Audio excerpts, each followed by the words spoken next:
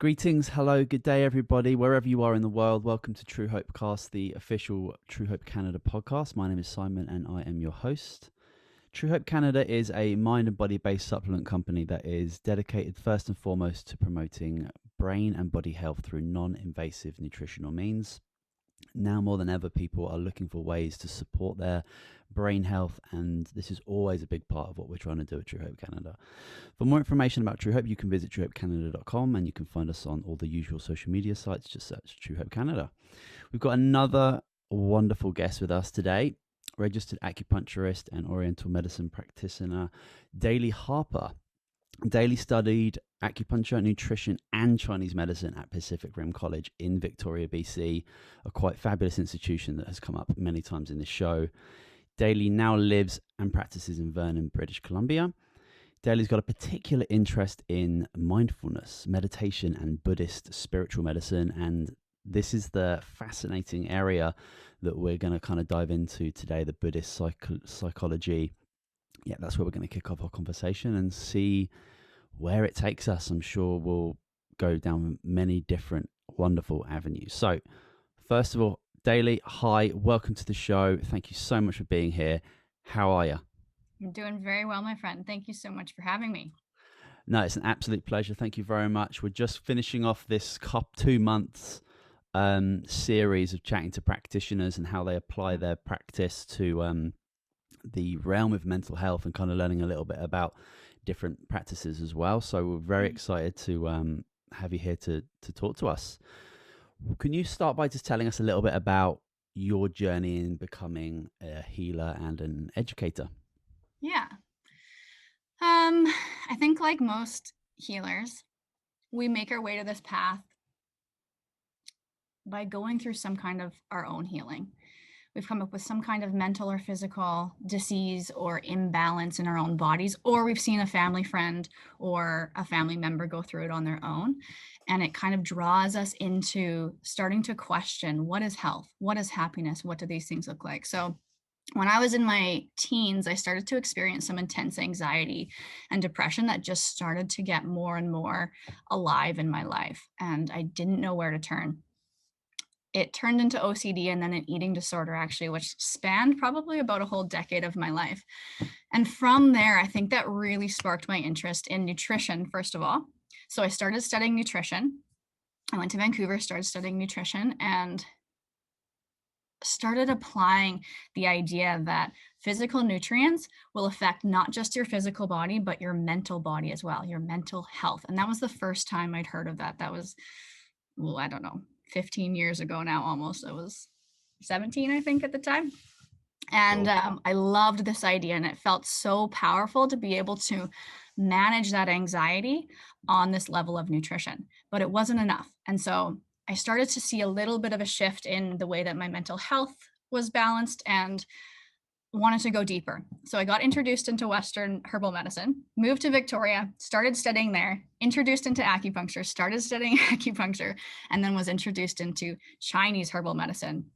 And I ended up doing the entire doctorate program at Pacific Rim College in Victoria, BC. Now, all those things combined together were amazing. So the nutrition, the Western herbs, the Chinese herbs, and the acupuncture, I started to see my anxiety, my depression, my addictive behaviors around food, and my eating disorder start to shift in a dramatic way where I felt like I was regaining some of my health.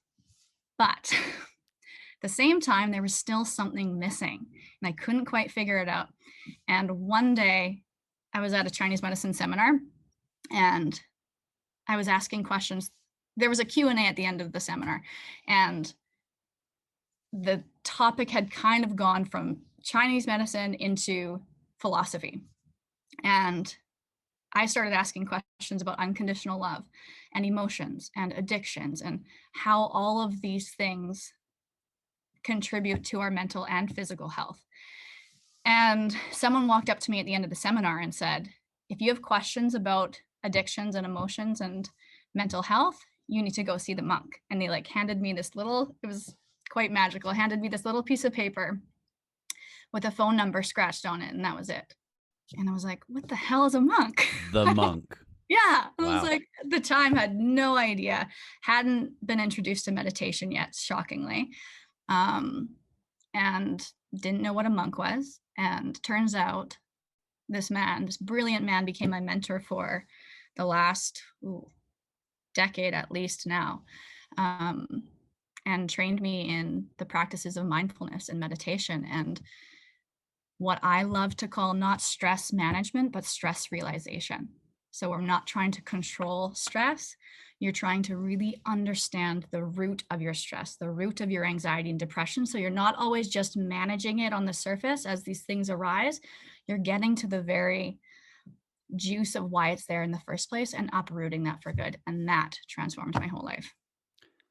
Wonderful. Very That cool. makes sense. Yeah, I know, totally. It's what I think super interesting about most wonderful practitioners is they've totally gone through an experience themselves, as you mentioned. And I'd love you to could you tell us a little bit about how your education and that application of that education to yourself helped you heal and helped you become more conscious, aware, more mindful of what the things that maybe you've done in your past and those subconscious habits that sometimes rule us, how that education piece helped you come to that realization? The education, you mean with the mindfulness training, or? Yeah, well, anything. I mean, you say you went to Mhm. first of all you studied nutrition, and that kind of blew you away because of nutrients and how they affect your body, and then you stepped it up a bit, and then you couldn't get enough. Like it's that, I think, for a lot of people when they step into taking their own education into their own hands and they start to learn more and they start applying that to themselves, then they start to heal, and then they become teachers and become healers, and that's definitely the best way that people do it. So how did it for you, long-winded question, but how did that educational piece, because I think we hope to inspire people to really take their own health into their own hands, and step one of that is becoming educated and becoming aware, and reading books Mhm, and exposing yourself to new things. mhm. How did that help you heal personally? Because it sounds like before, when you were you had a lot of things going on. Mhm. How the educational piece help you out there? Yeah, so I think, as they say, knowledge is power, and I really feel that and felt that in the beginning when I was suffering and struggling so much mentally and physically with my health. I didn't have any knowledge, therefore I didn't have any direction to even begin to move in.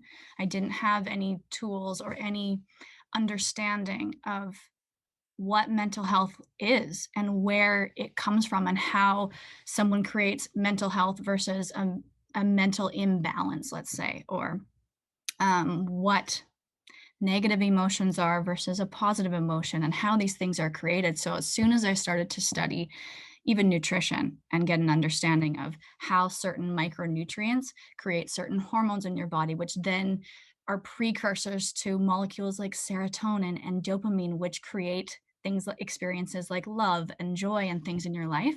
Putting all those things together, I recognized, oh my gosh, okay, A plus B equals C. So in the beginning, it was very helpful because you can say, well, if I choose this prepackaged nutrient void food, or if I choose this whole nutrient dense food, it's going to give me these certain building blocks which create inflammation in my body, or I'm going to choose the food that gives me these certain nutrient building blocks which create what I need for dopamine and what I need for serotonin. So understanding that was extremely helpful in the beginning, that knowledge, just recognizing that, wow, these different things affect my experience in life, affect my mental health. That was just so powerful. Cool. Yeah. I mean, as you say, like before knowledge or before a certain level of understanding, a healthy food and a good food, let's put them in quotations, Mhm. they just look like food, right? Yeah, But with knowledge and knowing exactly, kind of like looking at the label, knowing exactly what those ingredients are, what they do and don't do for our bodies, yeah, absolutely. You can't even start to contemplate that cascade in your head without knowing. exactly. Awesome. So I'd love to learn a little bit more about what Buddhist spiritual medicine is. Can I give us an introduction to that? Yeah, and I caution myself also using the word Buddhist because I'm not technically trained as like a Buddhist practitioner in any way. My training was happened on a living room floor in someone's basement. in Victoria. And my teacher was very, I think, intentional about not coming at it from an angle of labeling it as Buddhist psychology or Buddhist spirituality. It was just about how can I communicate these practices and this understanding about life so that people can apply this and live happier and healthier lives. It wasn't about, well, let's define Sure. this style of meditation or this or whatever. So I imagine a lot of intellectuals, people that have studied Buddhist spiritual medicine or Buddhist psychology in university are going to have a very different understanding of it and description of it than my understanding and description. But essentially, the premise of Buddhist spiritual health is that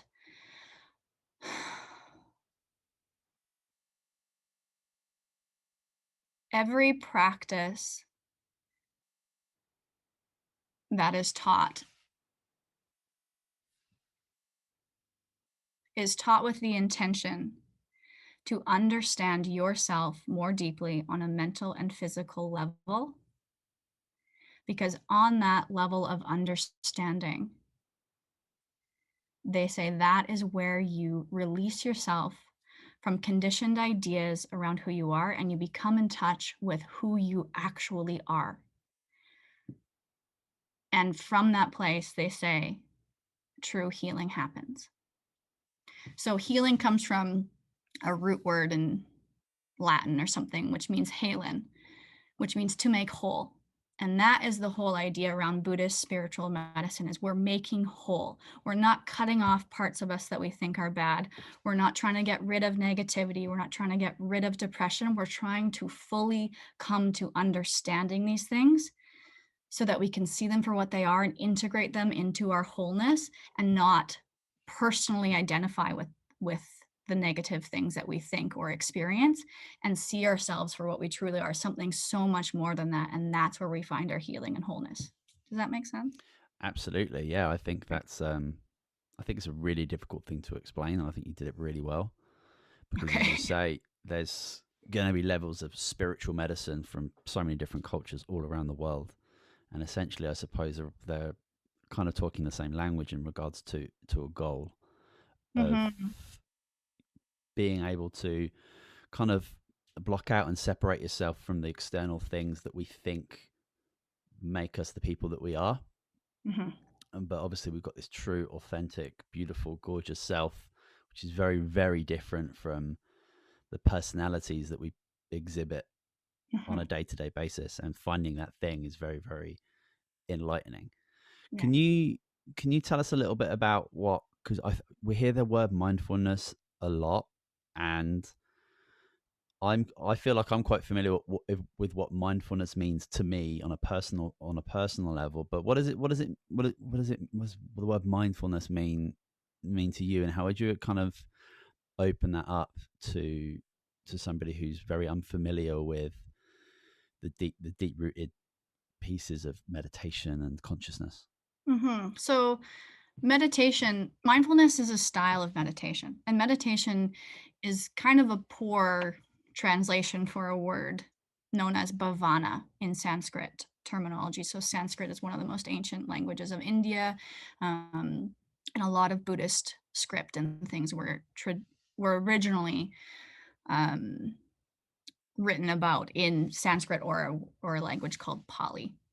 So this term bhavana, which references our version of meditation, translates to mental culture or mental conditioning. And mindfulness is just another branch of mental conditioning. So it's a specific meditation practice that conditions your mind to be a certain way, essentially. Now, mindfulness itself is a wonderful style of meditation practice or mental conditioning or mental cultivation, I should say, is a better word. And mindfulness is simply being aware of what is. That's it. It's about being present with all of your senses, with feeling, tasting, touching, smelling, anything that is happening here and now. That is what mindfulness is. It's the practice of being aware. And I find this one extremely helpful for clients in the beginning because you don't need to carve out special time for this practice. You don't need to be sitting on a pillow in a dark, quiet space to be able to use this style of meditation practice. You can use mindfulness at any time. You can be walking to the office and be meditating, essentially, using this style of meditation called mindfulness, because it's about simply being aware of the weight of your feet moving along the sidewalk.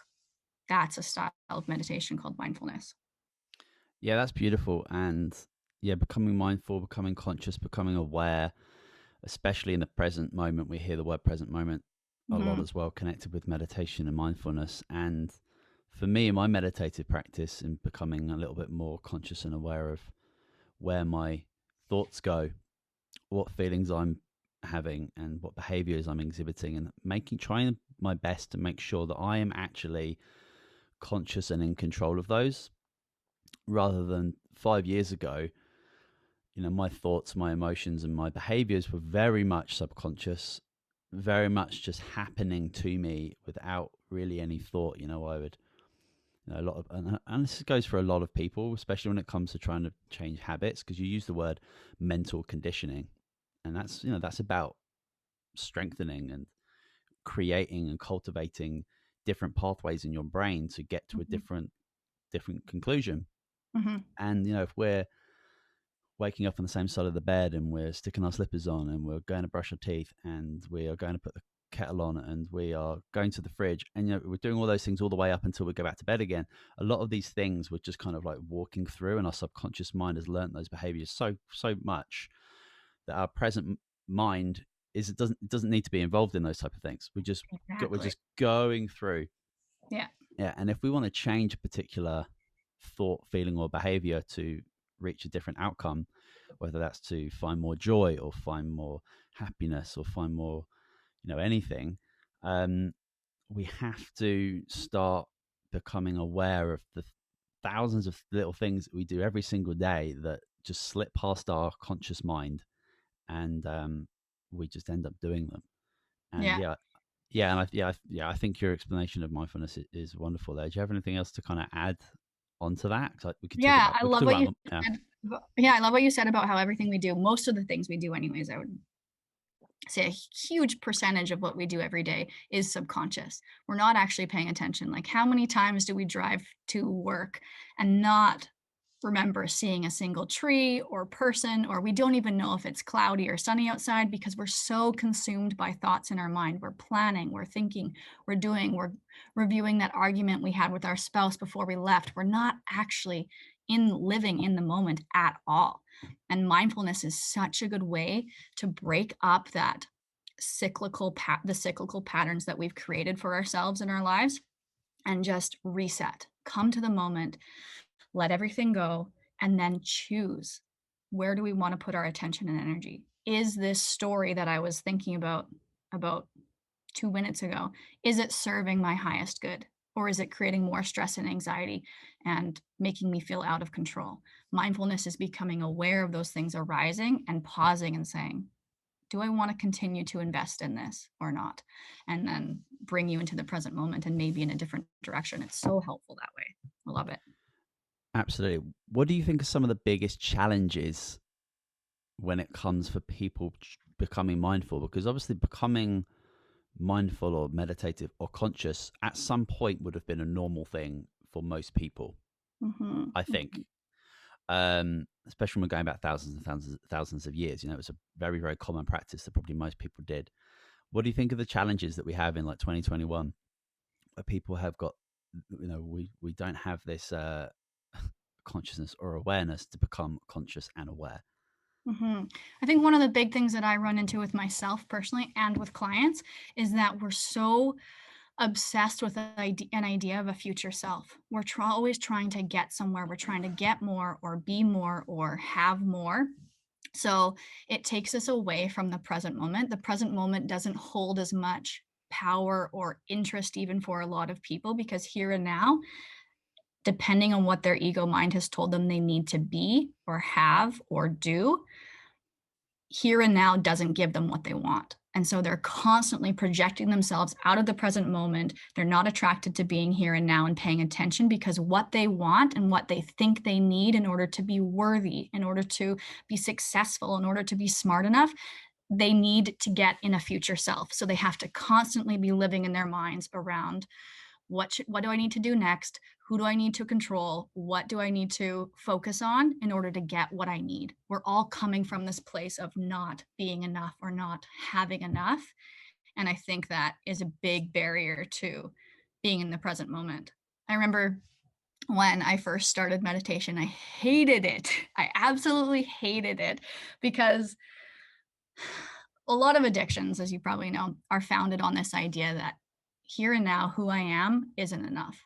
There's something in me that's lacking or missing or is suffering, and I need to get away from who I am now in order to be somewhere more comfortable, right? They're pleasure-seeking habits. That's what addictions are. So you're always seeking some kind of pleasure because here and now you're not comfortable enough. And when my teacher first started to get me to do mindfulness practices and meditation practices, he said, okay, Day, start with 5 minutes of sitting and breathing and just being. Anytime a thought arises about you trying to control your marks on that exam, or trying to control your food and your eating disorder, or your body and your body image, or any of those things, just let them float by and bring your attention back to your breath. And I had so much anxiety around that practice. My ego said, no, you cannot sit here and be still for 5 minutes, because you will miss out on what you need to control in order to be good enough. You will miss out on controlling your body. You cannot spend the time sitting here, because what you actually need to do is control your food, or what you actually need to do is study harder so you can get better marks on that next test. So I ended up starting my meditation and mindfulness practice with 5 seconds of sitting. I literally could only sit for 5 seconds before the pain of that ego voice arising in me became overwhelming and too much that I had to get up and kind of participate with it. So it took me a long time. Wow. Yeah. I think, yeah, super true. And I think everyone who's ever really got serious about doing meditation, yeah, has always got a similar story in regards to how difficult it is to sit with your own, well, just sit with yourself and try and become, like no one in no place and no time. Yeah. There's people out there that like go to the gym and like crush it, go hard for an hour, but you sit and do a meditation for an hour without your, without your awareness slipping. That's so much more difficult. That's true strength right there. Yeah, it's the struggle, I think, in our culture, the difference between being and doing. We're so conditioned to be doers, and that associating our internal worth with how much we do and how much we achieve. And when we move into a mindfulness practice that says, oh no, we're going to let go of the doing for a bit and we're just going to be, the ego freaks out. And the more identified you are with that ego image of yourself and how much you still have yet to achieve in life, the more uncomfortable your meditation practice is going to be, for sure. Brilliantly put. Yeah, exactly. Society has definitely put us into this position where we have to be, the busier that we think that we are, the more success we're having, or the more we're contributing, and the go of like actually having things to do, and creating things to do rather than actually actively creating space where we're actually doing nothing. And as you say, like going to the gym and pumping it for an hour is very, very different to sitting with yourself for an hour and making that time for you to actually become aware of like what's going on for you inside. And we're obviously so much stimulus happening in our external world, and it's very, very difficult sometimes for us to actually separate our internal from our external world. And a lot of the things that are happening around us really kind of control where our thoughts go, what emotions we exhibit, and what behaviors that we do. So yeah, there's so much going on in that, and I think that's why it's a massive tricky thing to do in Western culture, is to sit and try and meditate and go inwards, because we're so unconditioned to do that, and so we have to train to do it if you want the amazing fruits that come from it. We have to kind of go for it a little bit on that. That's exactly it. In regards to your own practice, what benefits have you seen in your clients when you introduce mindfulness and meditation into their lives? Yeah, that's a major part of my practice. In fact, sometimes I have people come in and the majority of our treatment session is discussing the mind and is discussing their attachments and how their mental habits and behaviors are contributing to their current state of physical and mental health. And so with my clients, when I introduce mindfulness practice to them, or these meditative practices or self-inquiry practices, the first thing I see happen for them is they'll come back and explain an experience of calmness that they've never had before. Calmness is a huge one where they've just pressed the pause button on their kind of rat race kind of life and they feel peace for a moment. So I've seen anxiety dissolve for people. I've seen decades long experiences of depression resolve for people. I've seen people tuning into a general sense of calmness and peace that they've never experienced before. And it's so beautiful. I love that. That's my favorite part. Yeah, that's great. Just allowing that person to give themselves permission to step into a different personality, a personality that doesn't consistently have anxious thoughts, or somebody who doesn't have depression or anything like that. Yeah, just giving that person a little bit of a taste of that Mm-hmm. is, I'm sure, often very much a the catalyst for them taking this practice outside of your office into their own lives. Mm-hmm. I've seen a lot of people too even come back and there'll be things that they weren't even aware of in their own life and that we didn't even discuss in the treatment room, like issues in their relationship or something. And they'll come back and they'll be like, Day, I've been practicing the pause and becoming more mindful of, my attachment to these anxious thoughts arising. And I just breathe and I bring my attention to my breath and I let those things go. And they'll say, I come home from work and I'm less reactive. I didn't even know I was reactive, but I'm noticing now that I'm less so. And my relationship is blossoming. So it's very cool. Yeah, and what I love about meditation that's becoming more available to more and more people is that there's so many different applications and ways that it can connect with a certain individual. It's kind of like I don't know, some people like doing yin slow yoga, or some people like going like really hard and doing the hot stuff. There's so many different amazing teachers out there who teach they're all teaching this pretty much the same thing, but they do it in different ways that connect with different people, because we obviously all learn in different ways.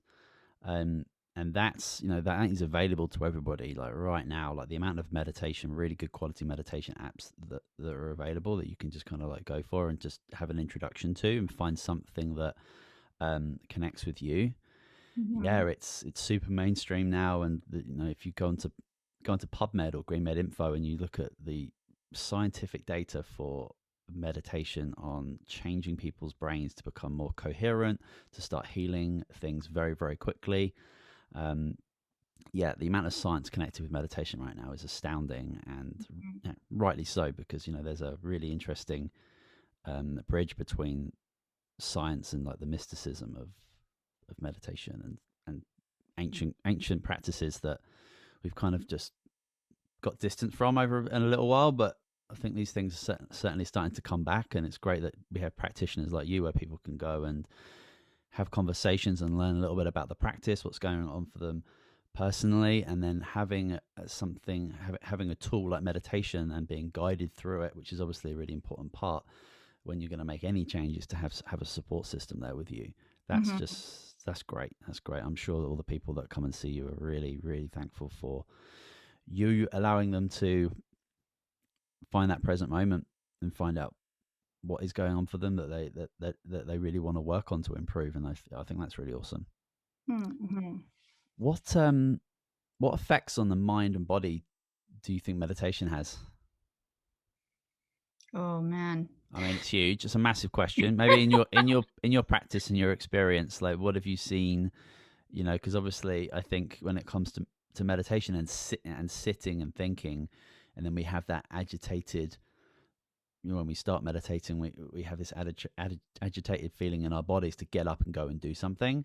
And for Mm-hmm. me, that's kind of like the mind and the body are just not communicating. The Mm-hmm. body is certainly taking a lot of people through their days without our mind being really engaged.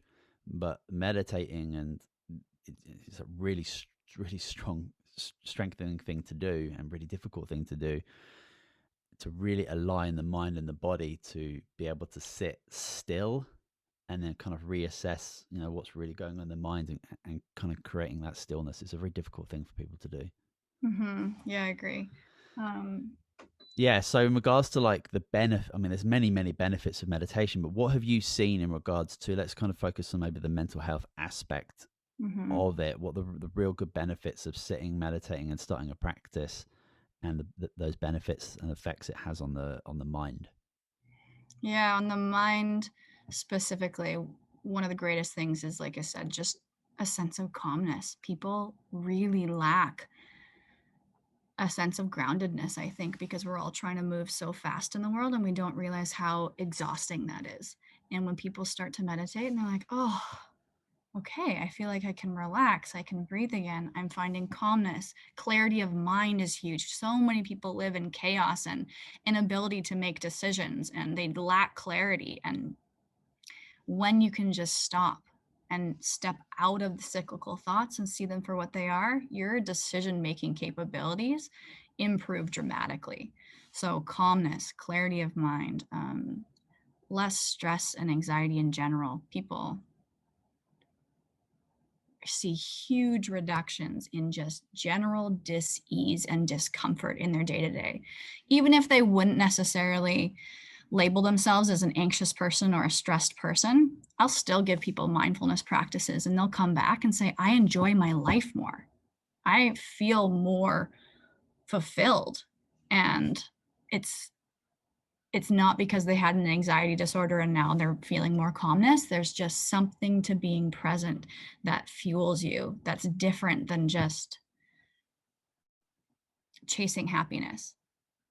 Yeah, and it's so far from like a hokey pokey thing, when you do have this practice and you're meditating well, you are literally changing your biochemistry to create balance and to create coherence, and that's kind of what the body really, really needs in regards to repairing and healing. And the fact that a lot of people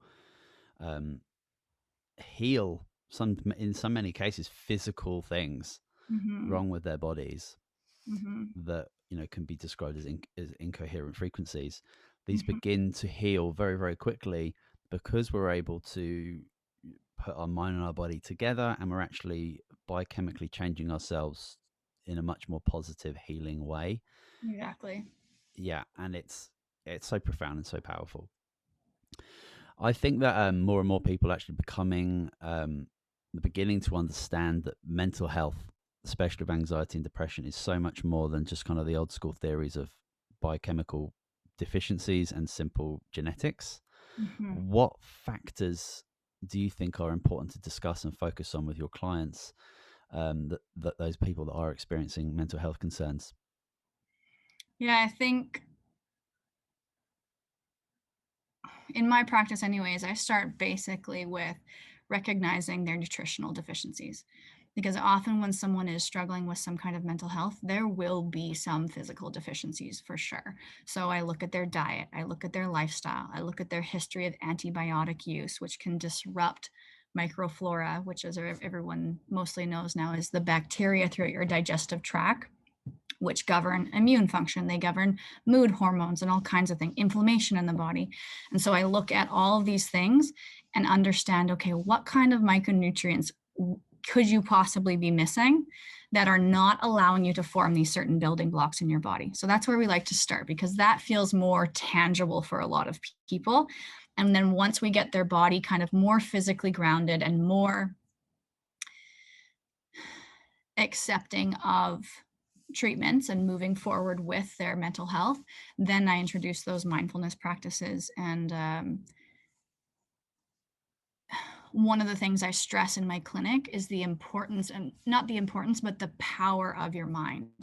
Because I've seen a lot of people even come in that are athletes and they eat really well and they train every day and they're doing all the right things, so-called, on a physical level to produce these happy chemicals in their body, and they're not experiencing happiness, and they're not experiencing fulfillment, and they're not experiencing love or connection or joy. And one of the things I think is really powerful and important to know is that your conditioning and your habits around how you use your mind can override the physical chemicals in your body. So just like you mentioned the word frequencies a minute ago, emotions have certain frequencies in the body. Emotions have a certain vibration, like judgment, inner criticism, negativity, those types of things that we're all kind of prone to at some point or another in our lives. They have a frequency to them that can actually affect physical hormones in your body, like cortisol, like dopamine, like serotonin, and make it a lot harder for you to experience things like joy and peace and love. So it's a combination, I think, of being aware of your physical deficiencies and what you can and cannot control on that level. And then also being aware of how you're using your mind on a day to day. And is it serving you to become more joyful and more connected? Or is it harming you because you have a pattern of self-doubt and self-criticism and negativity and that kind of thing? And how can we shift those in order to create a healthier, happier life for you? Cool. Yeah, and I know you've got a really big focus on digestive health in your practice, and yeah, you can't be talking about mental health without talking about its intimate ties to the gut. And I know you just mentioned briefly about that connection. Can you talk a little bit more about, you know, our gut, the health of it, what we're eating, and how that has got a very, very close connection with how we think and how it's connected to the mind?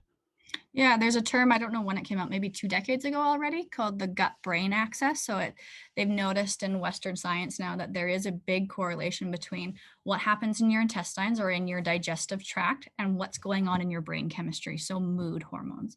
Serotonin, for example, as everyone knows as the happy chemical in the body, 80% of it is actually produced by the bacteria in your digestive tract. So, depending on what food you're directly putting into your body and how that is influencing that gut bacteria or microflora, it's going to result in how your body produces or doesn't produce those certain chemicals. Does that make sense?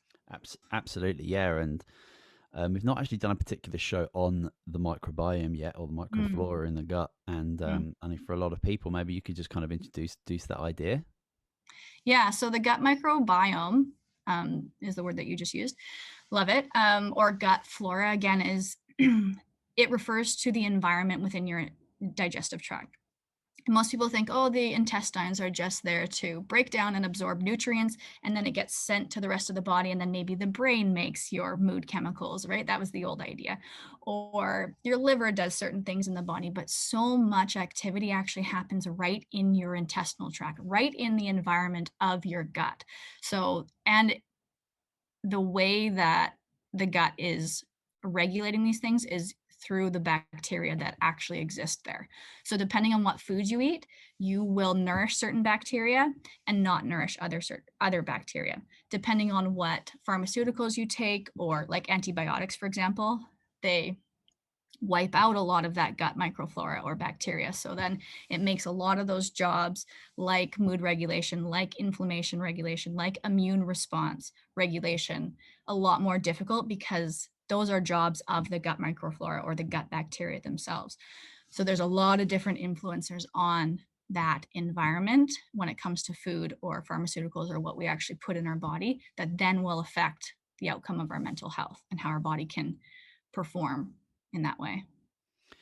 Yeah. So yeah, I mean, the microbiome is a huge topic, and kind of Mm. relatively new to a lot of people, and the science is still in its infancy. In regards to, the 3 to 4 pounds in so many cases of bacteria that, and other microorganisms, we do have a lot of fungi and viruses that live in synergy inside of our gut that are super important towards every aspect of our health. And as you say, they're super tied to our cognition and our mental health. And we are kind of not necessarily what we eat; we're kind of what we absorb. Exactly. Yeah, and the bacteria that we do have in our gut, they've got thousands and thousands of different jobs and creating neurotransmitters, and it is one of those huge roles. So yeah, it's absolutely what we're eating, what we're drinking, the pharmaceuticals we take, even to the extent of like how you were actually born into the world and how long you breastfed for. These things play a huge role into the potential integrity of your microbiome. And these are things, if you're talking to a naturopath or a nutritionist or a Chinese medicine doctor, these are certainly things that to be taken into consideration. And as you say, like antibiotics that are in circulation kind of everywhere, these things do wreak havoc on our gut flora. But there are so many things that we can do in regards to our diet and our habits and supplementation that we can do to strengthen that flora.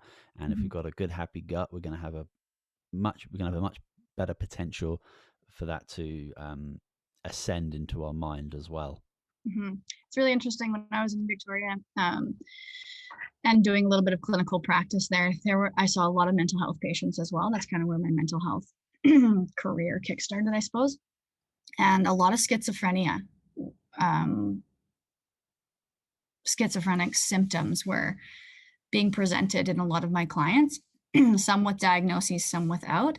And the turning point for almost every single one of those clients was focus on gut health. We would do probiotics.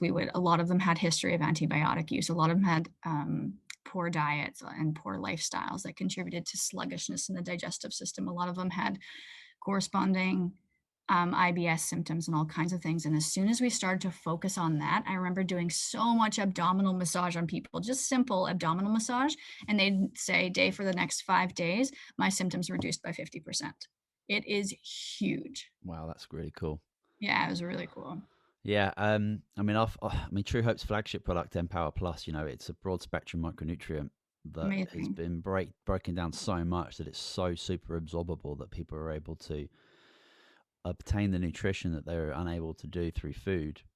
And some people experience remarkable things in days, and it's a simple case of just getting those right building blocks into the bloodstream around the body, so the body can do what it wants to make you feel awesome.